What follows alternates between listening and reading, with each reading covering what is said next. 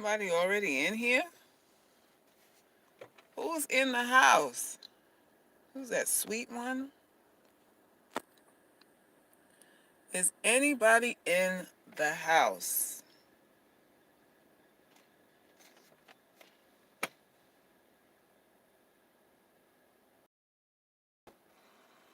I'm about to go to this gym again, do this thing for an hour. Hey, Emma. Welcome, welcome, welcome. So I'm sitting here trying to build up some get up and go to get in this gym and just do this thing. Hey, Rosemary. Sweet one. Who's that? Timbuktu? Greetings, greetings. Greetings. Who's that? Annie89? Welcome. Your name doesn't look familiar. Are you new to this channel?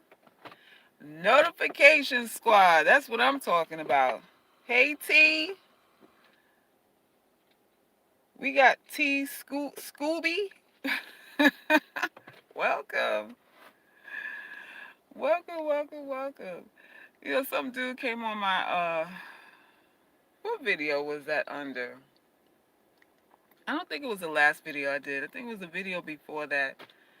And he said, you're not ugly, you're beautiful. You just need to take that Rastafari look out of your head and get box braids or cornrows or conditioned a conditioned hairstyle. I was too through. I was too through. I'm like, dude, want something pretty to look at. When they come on these channels, they want something pretty to look at. I'm like, do y'all even bother to check the banner? This is the Ugly Girls Club. You gotta know it don't fly here. But I think a lot of these guys really think that it's some sort of gimmick to get validation. Like I'm calling myself ugly as a gimmick to get them to say something nice or something like that, trying to bait them in, like reverse psychology, kind of a thing. And it's not that. This is for real. It's not a gimmick, y'all. This is what I live by. I live for this thing. I live for the ugly girls philosophy. This is not anything to clown, but they come here. You don't really mean that. You don't really mean that. Yes, y'all hit the like button because I'm not even saying nothing else until y'all hit the like button. Y'all be so scarce with the likes, like it's costing you something to hit a like. I'm giving you information you're not gonna hear nowhere else, and you treat me like a mammy here. You treat me like a mammy here. Don't do that to your girl. I'm the only one not fronting here for you. I'm the only one not flicking my hair and checking my makeup while I tell you surface shit. I'm the only one.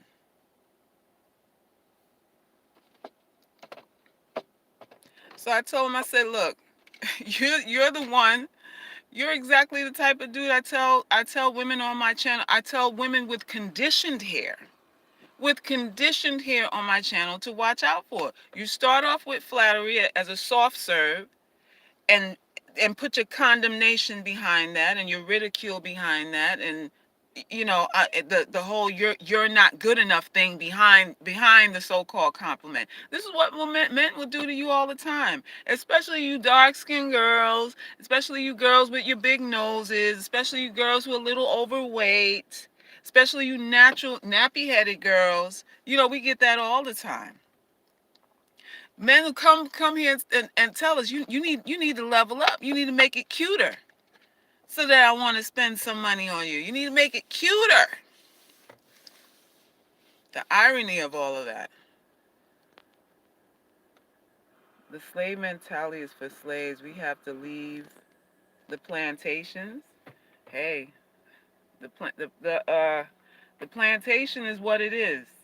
The plantations is all over. We're all slaves. We can't escape that. Y'all like up the stream. Y'all like up the stream, please. I would appreciate some likes to help my channel. You help all these other channels. You give all these channels thumbs up. They don't tell you nothing applicable to your life. They only tell you what you want to hear, and you've been hearing that, and it ain't changed nothing for you yet. Give me a like, because I'm changing lives on this channel. Both men and women are getting a new perspective on what life and society is on this channel. I deserve a like. I deserve a like. It's free. It's free. A man said that I was beautiful. I smiled and said I belong to a club called the Ugly Girls Club. Oh my God, what was his response? Emma, what was his response when you said that? Oh my God. Y'all got to start claiming this club. You got to start claiming membership into this thing. You got to start practicing your elevator pitch. This is a conversation piece within itself. The Ugly Girls Club. Do you know how many dudes come to my inbox like, well, so what's this about? Because you know all I see is pretty. You look good to me. I'm like,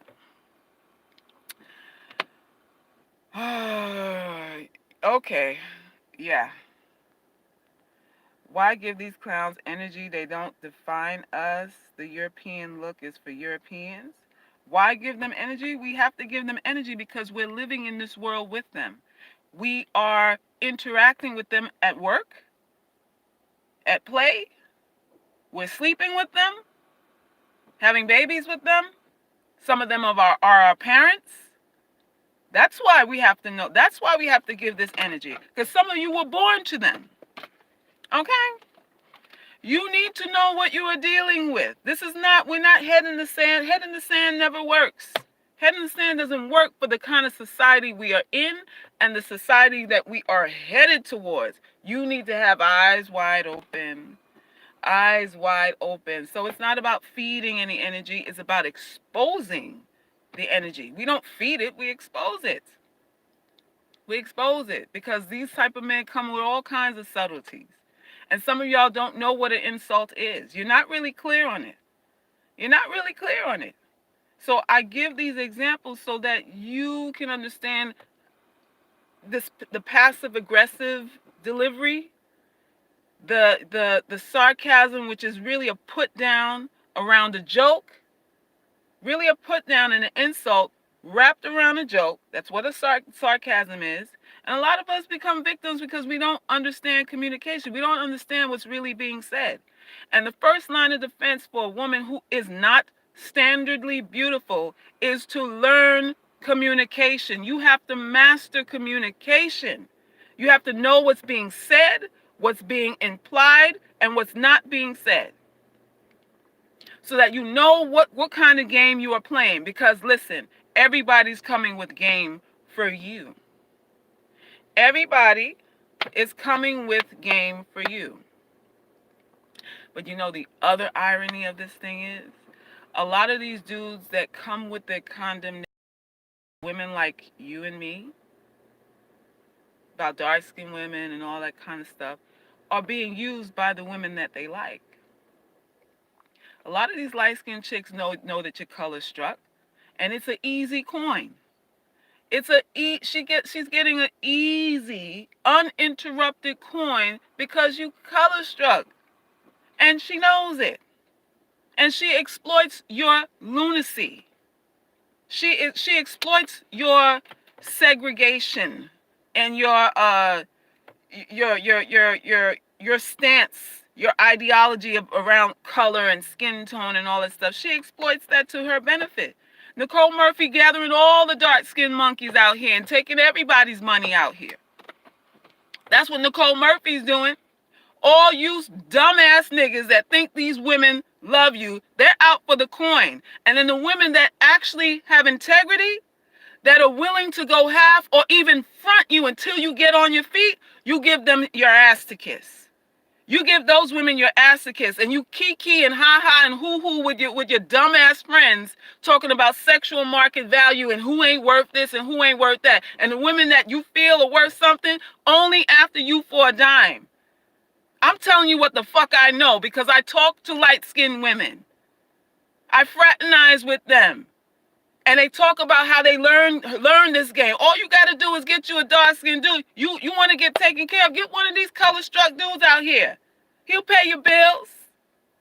He'll pay your bills. Are you kidding me? And then you the same ones that come here because you see a chick that look like a mammy. You want to come here to complain and suck on my breast talking about a hypergamy this and hypergamy that. When women that were willing to give 50%, willing to give 70%, willing to take care of your little bastard kids and help you pay your child support and all kind of stuff, put you through school, all kind of stuff, help you pay audits on your taxes, all kind of stuff. We've been doing all kind of things out here. You don't marry her though. You don't marry her, though. You don't honor her, though. Because she's not high on the sexual market value. There is no man on this planet can talk to me about the unfairness of how women choose men. You can't talk to me about that because you choose with your eyes. So right off the bat, you're going to get it wrong because you're choosing with your eyes first. With your eyes first. That's what you're doing. So it's an easy coin for them. And this is not me having any issue against light-skinned women or anything like that. Please do not go there. You don't want to go there with me because I understand this game too well, and I'm not falling into that trap. This is not about me thinking any light-skinned woman is better than me too. I'm just talking to you guys about the foolery, the foolish way you think and how you condemn certain women. You come on channels like this and tell me you got to straighten your nappy ass hair, you nigga girl. You got to straighten it up so that you can level up. As if the women that you're attracted to really even want you. I may really want you. I'm the one that's going to take you as you are. Isn't that what y'all assuming? I'm the one that's going to forgive you. I'm the one that doesn't want much. I don't want too much. Just give me a coconut water and a tofu sandwich, and that's all I need. Ain't that what you're assuming? Tie a hammock to a tree. That'll be my bedroom. 2 trees, tie a hammock to 2 trees, and I'll just swing in the trees. And I don't need clothes. I can make a skirt out of leaves and shit. That's what you're assuming. That's what you're assuming. And a chick that's high standards, high class, that looks polished and all of that. She's worth fighting for. She's worth getting all of your money. Meanwhile, she got you, Derek, John, James, Patrick. She done got all y'all monkeys lined up, taking all your coins. When I used to do hair, I used to see them light-skinned chicks used to come in. And it'd be 5 niggas paying for that same hairstyle. Same $200, $300 hairstyle. It'd be 5 dudes clocking 2 hours intervals. The next dude come in, pay for the same hairdo. And what she do, she sit there and look at me and wink. I'm like, what the hell is what's wrong with my vagina? What the hell am I doing wrong here? This is what these chicks used to do. And when the dudes come in, all of them dark skinned. All of them dark-skinned dudes. And then they look at me like, oh, this monkey. They looking at me like I'm a monkey. They look at me like, oh, one of those. I'm dusty to them. Like you sisters call these dudes, certain dudes dusty. I'm dusty to these men. They frowning at me, meanwhile getting played by her. Meanwhile getting hypergamied up the ass by her. And I'm sitting like, hello, I got genuine love for you. I'm ready to die. Give me a shot. But I'm too ugly to give a shot too. It is what it is. This is why I have no skin in the game when it comes to this whole racism thing and all that stuff, because it's so many variables to this thing. The revolution will not be televised because there won't be one. There won't be one. That's really the bottom line here. No one can diminish me because I understand the game from every perspective. I understand people's preconceived notions. I understand my own even. So you can't diminish what you don't have power over. We are all slaves here. That's the point. We are all slaves, but some slaves think they're better than others because they got a little degree, they get a little more money, they get 2 vacations a year instead of one. It's that kind of thing. But we all slaves, all of us. I was watching a little bit of um what you call it, the comedian Monique, and she talked about she did a recent interview about Steve Harvey and how he lost 2 of his shows because I think they happen to be on the same under the same umbrella, the same network, I believe. So one show they ousted him, but because it belonged to the same conglomerate, they ousted him from the other show too. And the reason why they ousted him was because he, after the 5-year deal was up, he renegotiated a new contract for a higher payout and more control. And they was like, oh, you think you're going to, like Michael Jackson was trying to do with owning half of Sony, and they killed him a year later, something like that. They yanked it from him. They yanked both of the shows from him. And she was saying that we as black people don't stick together. We should have protested that. We should have put our foot down because Steve had ratings and they didn't care about that. Steve had the ratings and they replaced him with Kelly Clarkson. Kelly Clarkson and some other white chick now is hosting one of the that kids show that he was hosting. Now she's going to be hosting it. They yanked him because he wanted more control. So they gave him his nigga card, and we didn't support. What we do is clown and then speculate on Marjorie gonna leave him now. That's the gag. That's the joke. Instead of really coming together and saying, no, we want our own. You gotta make sure he stays. We don't fight for each other on that in that way. We just don't. We just don't. But the irony also is somebody like a Monique. What was her brand? She was a mammy. What was Monique's brand? What did she win an Oscar for? What was she doing on the Parkers for all those years? What she was eating back then. Was she so sensitive about the unfairness of the industry and all that stuff when she had the Parker show? I didn't hear anything. But every role she's gotten, it's the mammy role. It's the chasing men that don't want you. You're the clown, you're the court jester, and I understand that you're a comedian, but the image itself. That's the irony. So then when the beast is done with you, he's done with you. He's done. And the irony is he gives you an Oscar and then you can't work again. He gives you an Oscar and you can't work again, and now it's about integrity. But when you were eating it, integrity didn't matter. The only reason why it is an issue is because they didn't give you the money you wanted. So when we talk about integrity, and other people, if you knew at the time when you were on the Parkers that other women weren't eating, weren't getting work, were being typecast or outcast for gender bias, racism, and all that kind of stuff. Why didn't we hear about all of this then? If you knew all of this was going on all along. We are all slaves, people. We are all slaves. And the problem, and that's not even the issue. The problem is we're all slaves, but we don't help each other. We don't stick up for each other. Nothing about unfairness becomes a problem until it's unfair to you. The issue of unfairness and gender bias, it don't matter until it happens to you.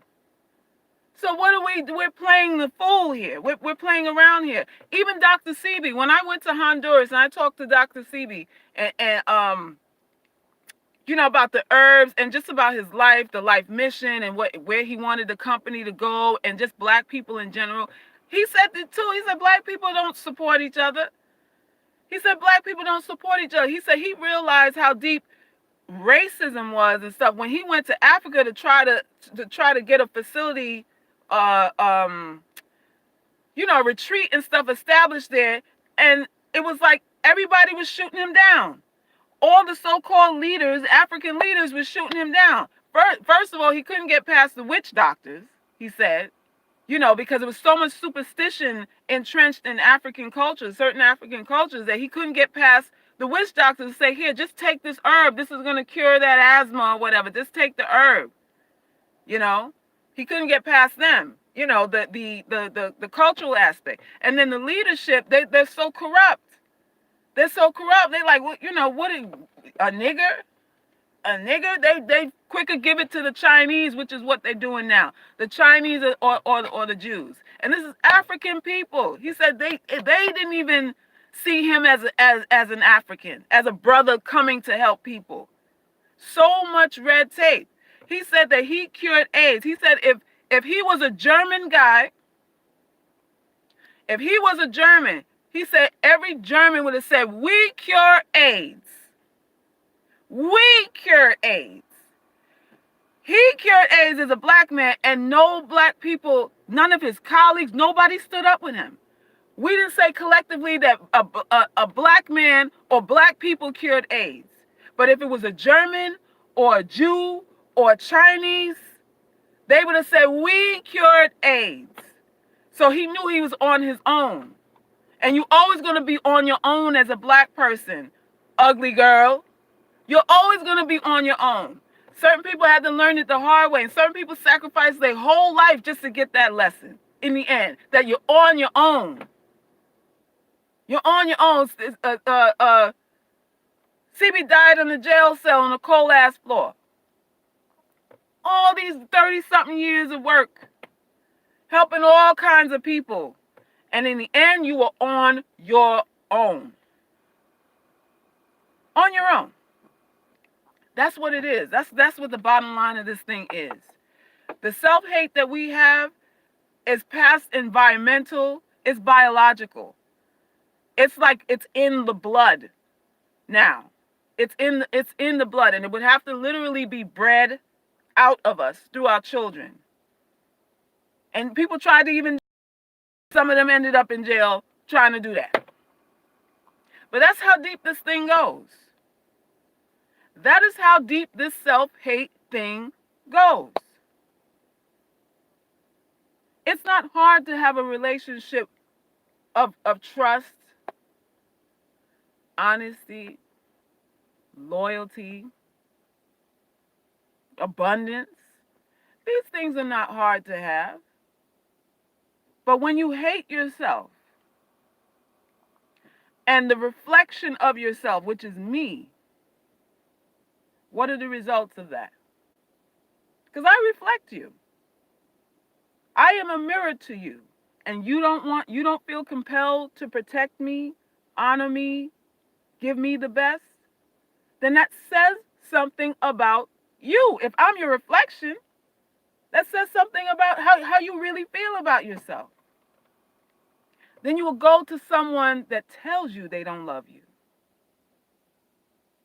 You'll go to another woman that says, I don't like the way you look. I don't like you. And for some reason, that triggers a compulsion in you to try harder. Why is that? Because you feel intrinsically matched to the abuse that women give you. I'm talking to you men right now. You feel matched to it. Like, oh yeah, she hates me. Oh, I feel a relief because, I really don't like myself. So it's a little bit of relief. I recognize this. All those dirty things that you say to me, I recognize this. Oh, this is familiar. This is okay. This is okay. And meanwhile, these motherfuckers come here talking about hypergamy and all this, oh, you promoting prostitution if it's about an exchange and all of that stuff. When chicks taking your money left and right and kikiing and clowning and all that stuff while she giving her vagina to three other dudes on top of you. That's what's going on out here. If a woman says, I like you, you know what? I like you. I think this can work. What do? You don't call her as much. It's neither here or there. You might give her a dinner. You ain't gonna go to the best place because you already know she likes you. So there's nothing to prove there. You don't go all out for someone who lays it all out on the line for you. You don't go all out. People like to be abused. It's unfortunate, but this is the way it is in our society. The more you abuse, the more people go, oh, I'm in love. That's love. Love is really abuse. Love is really anxiety, which is, an unsettlingness. You're not comfortable. Like, the more uncomfortable you make somebody, the more they're infatuated with you. The more they're infatuated with you. You see what's going on in this world? Relationships don't have to be as complicated as they are now. They don't have to be. But when you're trying to get something for nothing, and this is both male and female too, when you're trying to get something that you don't deserve, and when you're trying to get something for nothing, that's when the complications come into play. Because then I got to lie to you. I got to say things you want to hear. I got to pretend to be a certain way. I got to set up an illusion, because how I really feel, I can't say that to you. Otherwise, you're not going to give me what I don't want to pay for.